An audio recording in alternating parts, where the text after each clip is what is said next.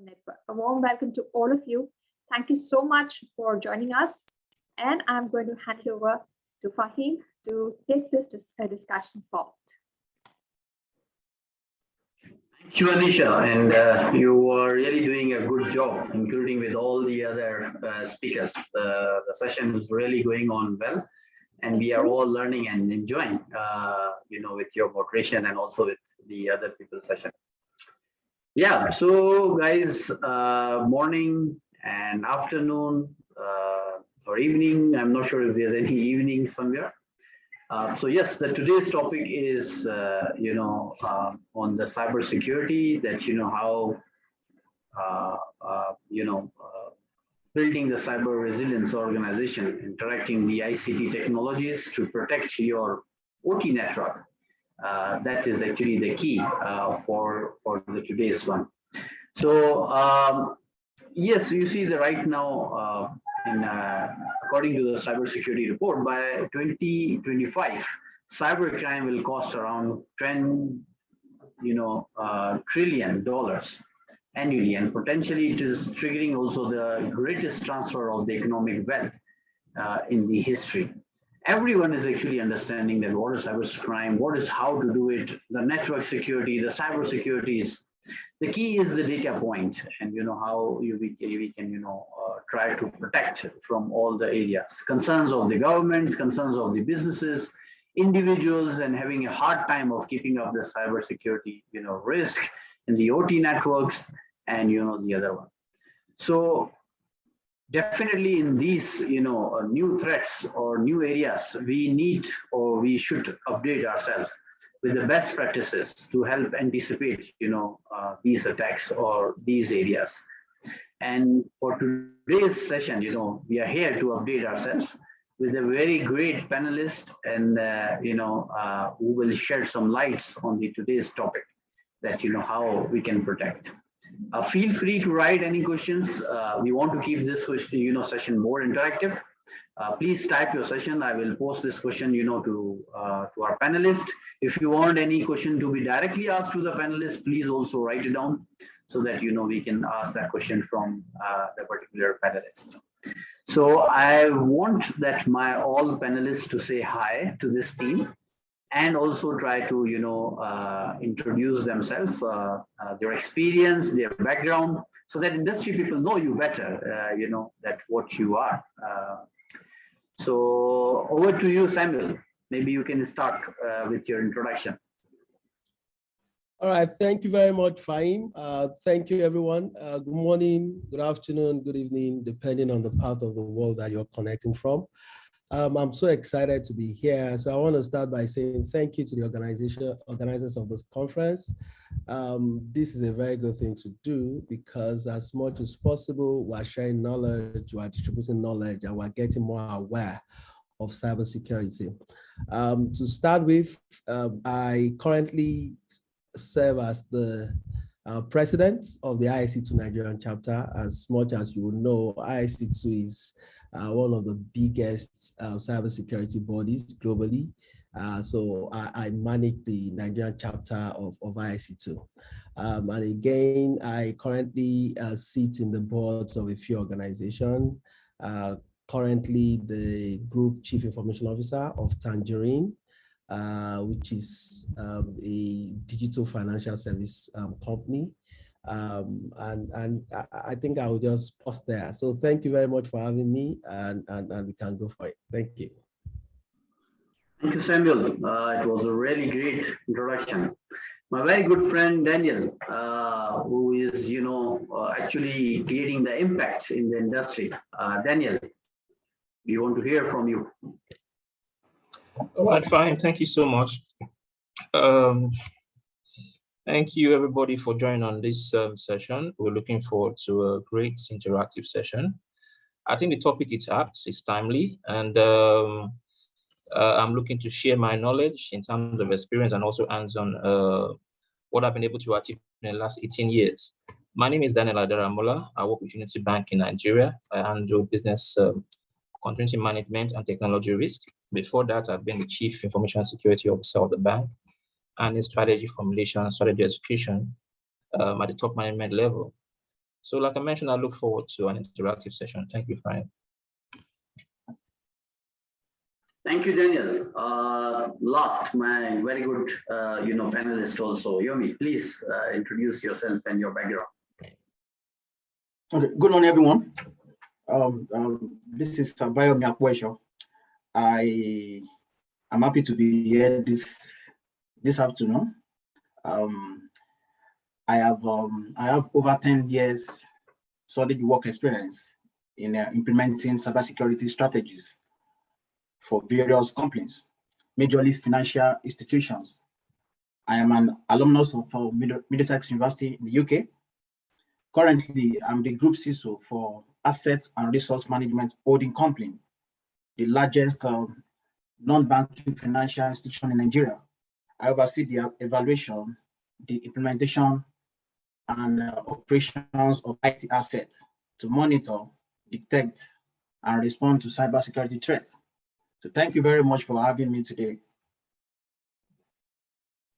Thank you, everyone. And I would like to again tell the audience that these are the people, who actually control or try to protect the institution from the cybersecurity. These are the people who works with the cyber securities, cloud securities, IT auditing, IT risk, and and so on and so forth. And sometimes try to also stop on some points where they think that then certain institutions are going. So the point is that you may ask any question if you want from them within the topic or without the topic, even including any on cybersecurity or any technology risk. Please do let us know if you have any questions so that we can answer. So Samuel, I want to ask first question from you with your background, experience. How do you think that the government addresses the ever increasing OT risk during this remote working? And the remote working, is right now increased. Most of the institution want the remote, working preferable. But that is actually also challenging for the security people or the risk people. So how do you think the government, addresses this OT risk? Over to you, Samuel. Thank you again, Faheem. Thank you very much for the opportunity. I'll start by, trying to give a tip of what exactly is what the new norm is today. Before now, I know there were a lot of debates around are people allowed to work from anywhere at any time. It was a major debate. And I remember when I joined in those conversations then, what most of the guys on my side, that the cybersecurity guys would be like, no, don't do that. We don't want to allow that. The system will definitely be exposed to a lot of attacks and all of that. But, COVID-19 had come to let us know that businesses are being forced to embrace remote work, right? And that has come to stay, which many of us today will say that's the new normal. So it's there, everybody's doing it. The advent of cloud computing technologies, adoption of cloud and all of that has come to stay. And what that then means to us as cybersecurity professionals, our organization in managing risk, is that the threat landscape, the attack surface has expanded. Gone are the days where you lock people in the four walls of a room and you say, this is where they are working. You have physical security, you have your firewalls and all of that. But today, you then have people working from everywhere. So it means that days when you used to have like 5 branches, you bother about securing 5 branches. Now you have branches or locations to the extent of the number of your employees that are connecting remotely. So a lot of exposures and all of that has that brought in place. So in terms of what is the role of the government, answering your question, in managing this risk as a result of the embracing the remote work, I'll start by saying that it's important to mention that the management of risk, right, for organization within any kind of industry that they find themselves should actually be led by the regulators, the governments. So I strongly believe that, and I'll tell you why. I'll give you a typical example of the financial institution in Nigeria, talking about the bank. You see that the bank has adopted a lot of, standards, best practices to the extent that they are adapting them, right? And they're doing very well, in terms of implementing controls and all of that. And I can tell you that these initiatives were driven by the regulator, CBN, the Central Bank of Nigeria.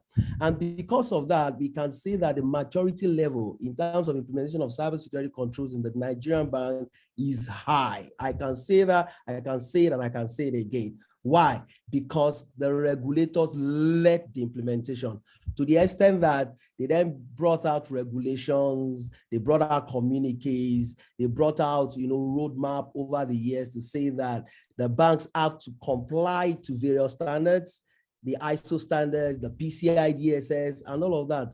And it became regulatory concerns. And you know what that also does for industry players, that are being, regulated by these regulators. The industry players, for instance, I remember those days when you want to get, budget approval for implementing cybersecurity controls is always very tough, very, very tough.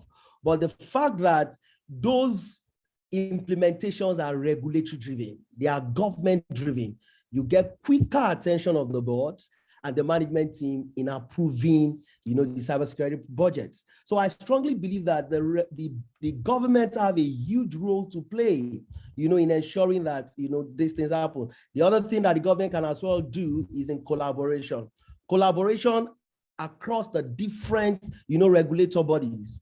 Gone are the days where you then think that if you are well protected, you are protected. But you need to also understand that as you begin to expand on your digital footprint, you collaborate with other networks, you have, open APIs architectures where you have all of this communication.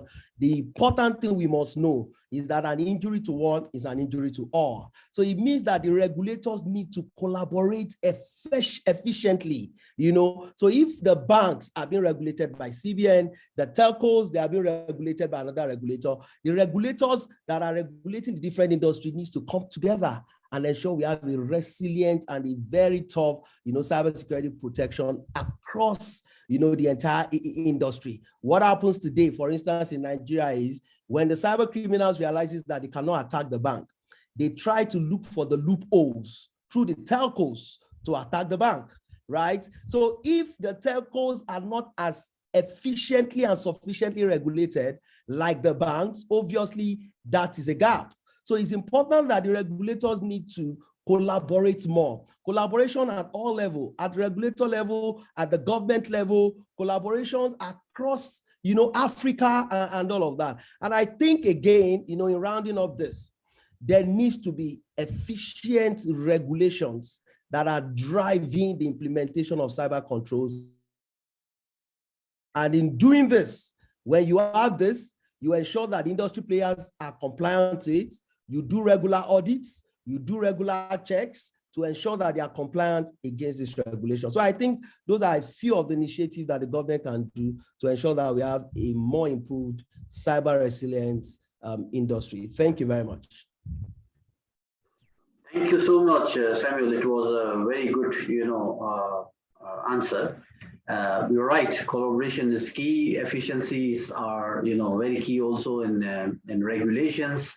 There need to be an efficient, regulation also, and regular checks, regular audits is also very key, important, on this part. So, Yomi, what do you think? What are the key initiatives are being taken? Sometimes the government takes the initiatives, institutions thinks that this is the new one now. We have to follow all the one, we have to implement and all that. So what do you think? What are the key initiatives taken by the government or regulatory authorities, which is sufficient, for the cyber resilient in the organization? Or do you think it's not efficient and it is, unnecessary burden to the institution? So what is your viewpoint? Okay, thank you very much, Tony. Just to write on what my other panelists have said, for me, they've tried, the government have really tried their best. We've seen that the government have put in place data protection and privacy regulations, that are all companies must align and abide with. Some of these regulations have clearly highlighted what needs to be done in terms of protection of their data, such as regulation, just like Samuel mentioned, the standard ISO 27001. And in the process of doing this, companies have been able to address cyber resiliency for their businesses. Another thing that I've seen that the government are trying to do is to have a robust national cybersecurity strategy that is integrated into the operations of their national security apparatus. I've seen that government are trying to do that. It's getting effective. Besides, we've seen where government have started partnering with reputable cybersecurity firms, even in Nigeria, to carry out what we call a periodic vulnerability assessment and penetration test on their IT assets, so as to improve their security posture. Well, while some may not say that this is not an initiative, but we've seen where government have also started prioritizing, the recruitment of training their technical experts in a bid to combat the cyber security actors, which in turn, bring about capacity building for their officers.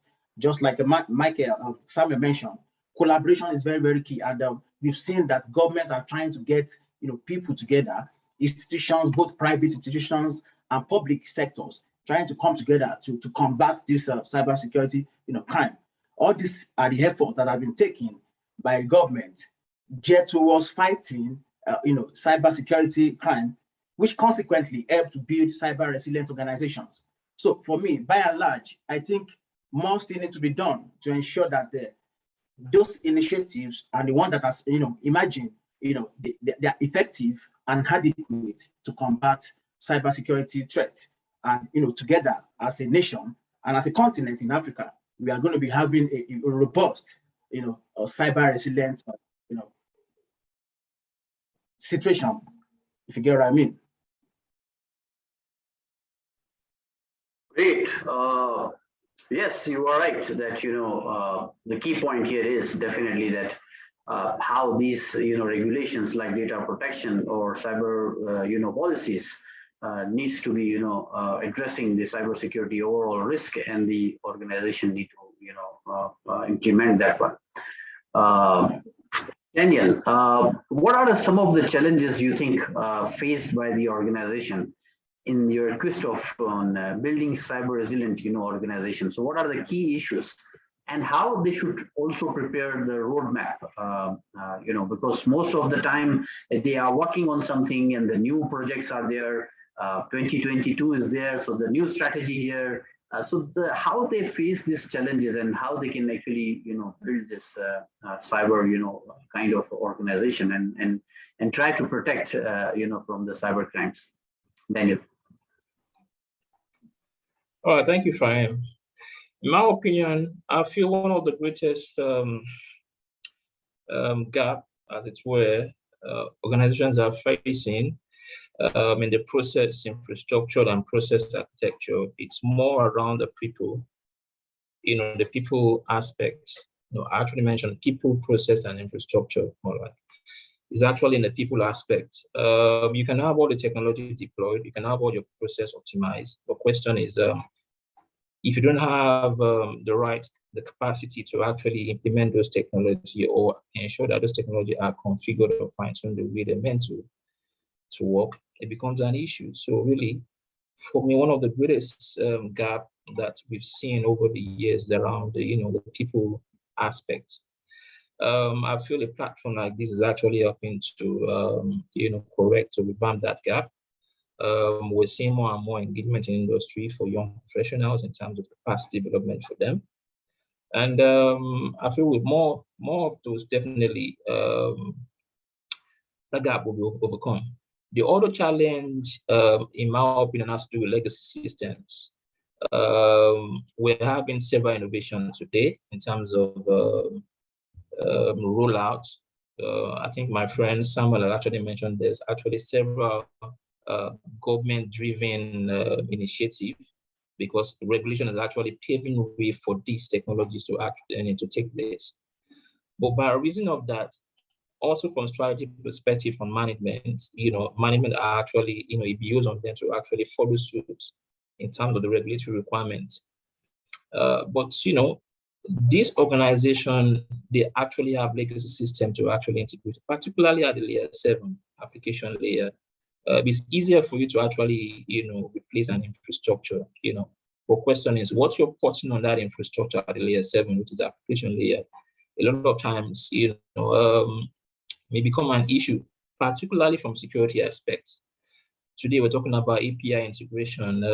API integration actually is a robust, it's robust. But question is, as it were, organization A talking to B, if the applications don't actually port effectively, it becomes an issue for the end-to-end process. So for me, in my opinion, two major issues: capacity for personnel and also legacy infrastructure. And I believe with more and more engagements in those regards, we'll begin to see more effectiveness at those two levels. Thank you. Thank you, Daniel. Yeah, I agree with you. Everything starts first from the processes and the people, and the peoples are actually the key aspects. And building the capacity of the people is actually the key. And the second one, as you said, also the legacy systems or infrastructure. That is actually also the key challenges faced by the organization. And changing this legacy system infrastructure is actually the change. And sometimes the change is not accepted, or maybe there is underlying other issues which you cannot try to change the legacy systems or infrastructure. Thank you, Daniel. It was a very good answer. I want to go again to Yomi, to you, and then my question is, what are some of the most common challenges in cyber crime, in combating the cyber crime? So what do you think? What are the most common challenges which people are facing or they can face in future? Okay, thank you very much, Tony. For me, I think the very first major common challenge is lack of sufficient information, like data. I mean, electronic evidences when it comes to cybersecurity attack. Most companies that are falling to cyber crimes withhold information about the attacks in order to protect their reputations. And guess what? There is no legal requirement for companies to report cyber attack. Samuel said the other time, said that a breach of one is a breach of all. So that's one of the major challenge. That's lack of sufficient information. So and then once there is no sufficient information like that, you don't tend to combat the cyber crime. Another one is the knowledge of the exact location of the crime, which is drills down to lack of technical know-how. Today you are looking at cross-border investigation and prosecution of cyber crime. A lot of crime that needs to be traceable to another geographical location.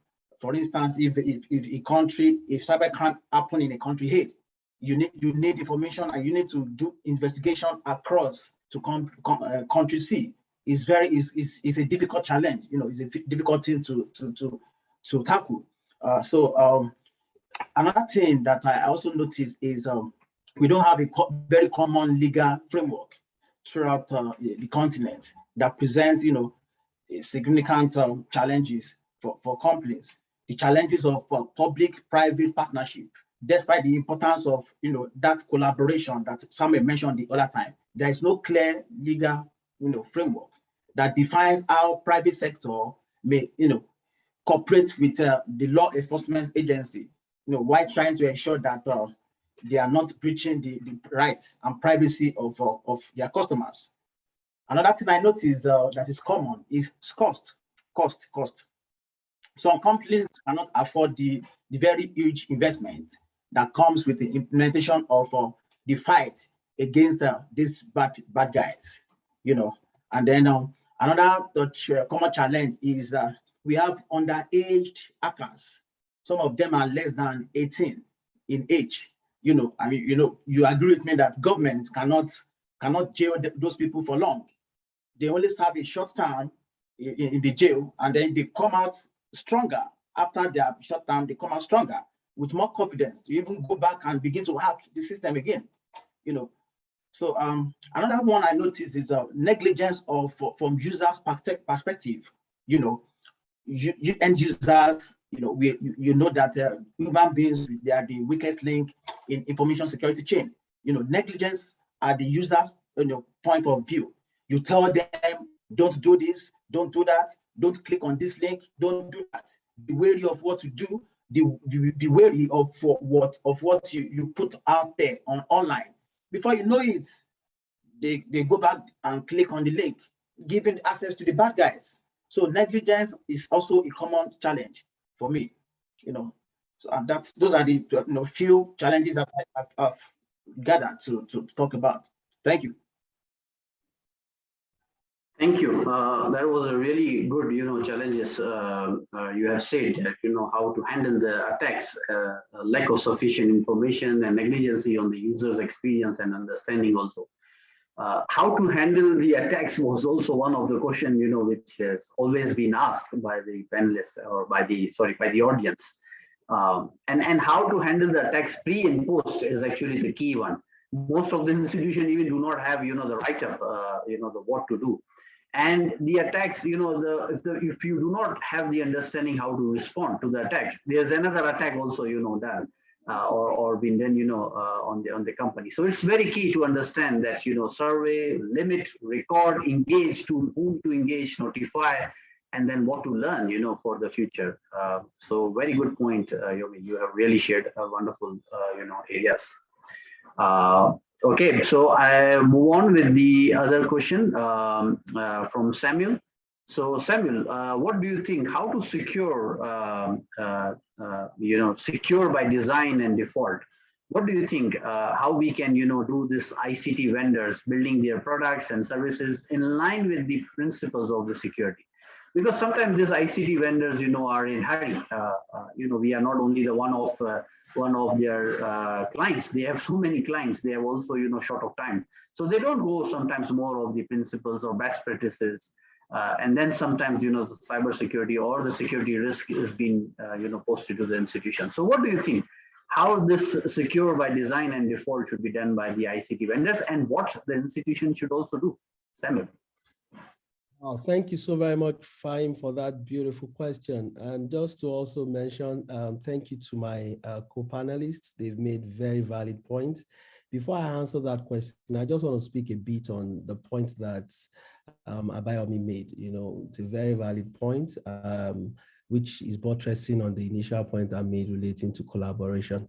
I just want to say something again relating to collaboration. As we may know, the cyber criminals, there are a lot of collaboration that they are doing amongst themselves. You go to the dark web today, somebody's putting out, an information out there that I have the credential of, so person in an organization. Do you want to buy? Those are collaboration efforts that the cyber criminals, are adopting and are utilizing. You see today you have organized crimes, right? Where you have syndicate groups here and there and all of that. So they are leveraging a lot on collaboration.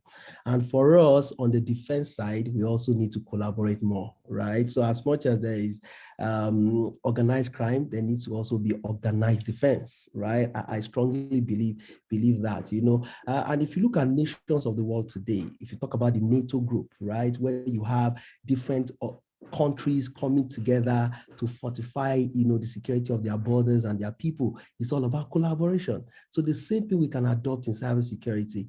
Organization needs to come together, collaborate them more. I always tell people, right, when two different, factions, right, are fighting, the more united faction will defeat the less united faction. That is the principle, and that is how it works. So if the cyber criminals are more collaborative in their efforts, if they are more united in their efforts, they will defeat the defenders that are not as collaborative and as united as they ought to be. So collaboration, collaboration, collaboration, we cannot overemphasize the importance, and it happens at all levels. Now, going to the question that you asked, and the question is a very fundamental question, which I like a lot, right? What's the importance or the value that you're going to derive from security by design, security by default? And I'm going to start by saying this. Truth be told, we all know in the cybersecurity parlance that people are always the weakest link. We cannot change that. It will always be. Consistently, it has been proven over and over again, it will always be. So when you then know that, how then do you then put the value of security controls in the hands of the people where you know that they are the weak link? It doesn't make sense to me. That's why I've always said over and over again, every opportunity that I have, that password must die, password must go, password must die. Because when you begin to put your controls around passwords, it means that you are putting your controls on people, which we have always known to be the weak link. So designers of security solutions and products, vendors, this is a clarion call I'm making. Do not say that your systems have been compromised because the people that bought the solution didn't do A, B, or C. Rather, ensure that you have the right control in place in case they don't do it. The system does not permit them. That's why you have the option of the fail safe, the fail open. So we need to leverage this and we need to adopt this because it's important. The value of ensuring that systems are secure, even at design phase, right? At implementation phase, before they are rolled out, we cannot overemphasize it. And if I give a typical example now, I know most OEMs today, that's the original equipment manufacturers today, they ensure that by default, their systems are secure before they hand it over to the users. Before now, it used to be a challenge, but today they ensure that, for instance, ensuring that the systems have the right, password policies. You cannot use generic passwords. You cannot use known, passwords on those systems. Those are, levels of control that they are putting in place to ensure that the systems are adequately protected, even beyond the people. Today, you have what we call the behavioral authentication systems, right? Mm-hmm. Even when the user is compromised, if we then see patterns that suggests cybersecurity breaches, all of that, we do not permit those kind of connections. So these are embedded securities that even professionals like us, we must ensure that we adopt when we are implementing technology controls for cybersecurity. So I'll just pause here because of time and also say thank you for the opportunity. Thank you, Samuel. It was a really great answer. There's one quick question from the audience, and I want to divert that question to Daniel. It is from David, and the question is, what metrics you have defined to measure your cybersecurity? Daniel, sorry. Thank you, David, for that question. I think that question is apt. Just go straight to the answer. It's more around the business. Really, if you look at it from the standpoint of just defense, you could say, okay, how many attacks are you able to stop? But that's a kind of myopic way to look at it. We are in business for business, we're not in business for security. Security is meant to drive the business. So at the strategy level, if you've defined your strategy enough to actually for security to drive the business, the metrics will not be around how the cybersecurity implementation is able to actually drive the business to make it move faster in terms of projections for income, projections for customer satisfaction, and projections for the other areas. Let me drive it on. Say, for example, your strategy is to actually have more mobile touch points in the hand of customer. So question is, because of that business strategy, so the layer of security you want to put in place right now, it's more around the mobile, in terms of ensuring that when an end user has a mobile phone is done, what are the threats relating to that area? So that way you can actually define metrics in terms of what we may call key risk indicator, and to see how well you are protecting the customer at that level. So summary is it's more towards bias, towards the business. The metrics you set are more at the strategic level, and you can actually measure over time to see how well the cybersecurity is making the business move faster. Great, thank you. Thank you, panelists. I want, maybe you can give your final, words to the audience, maybe in 10 to 20 seconds or 15 seconds. So I want to start from you, Yomi.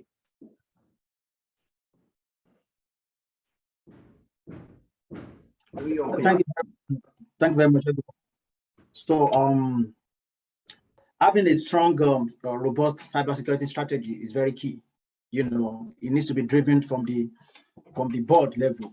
They need to have the buy-in, so that you don't bounce, so that you don't fail in your attempt. Training is very important as well. And also, we've seen where people are working remotely now. You want to ensure that it's not just the big players. Everybody is working remotely. And cybersecurity resilience used to be what the big players, the banks, are to worry about. But in this new shift of post-COVID era, where a lot of people are working remotely, it is important that business leaders take this thing seriously. You plan. If there any business idea, before you come up with that idea, you need to think about cyber resilience first. You stay resilient, because cyber security should be part of the business model as business managers. Thank you very much, Tony. Thank you, Yomi. So Samuel, your final statement to the audience, 10 to 15 seconds, please. Thank you. All right, thank you so very much. So I will just say here that from all the points that have been raised by the panelists, it's important to mention that cybersecurity is everybody's business.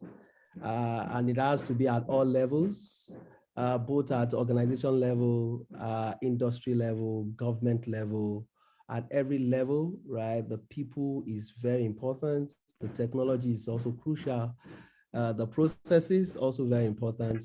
And I will always say that the power of collaboration, we cannot overemphasize the importance. We are strong as our weakest link in the cybersecurity value chain. So in closing, I will say it again, cybersecurity is everybody's business. Thank you very much.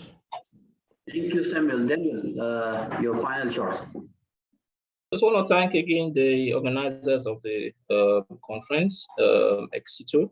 We're looking forward to more platforms like this where we can actually share knowledge and learn. Thank you for what you're doing. Thank you.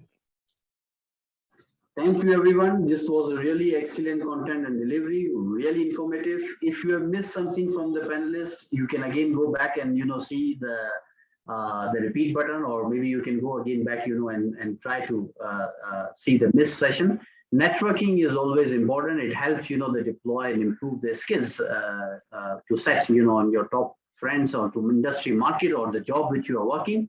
So we request you to also do the networking with your people, to the panelists, and try to connect with them. If you have any questions from all of us, please try to reach out to us through the link which is also provided on the link. And then again, do not forget to connect with the Digital Transformation Africa on their LinkedIn and Twitter page, so that you can see and more updates. Stay tuned for the more updates, and back to you, moderator Anisha.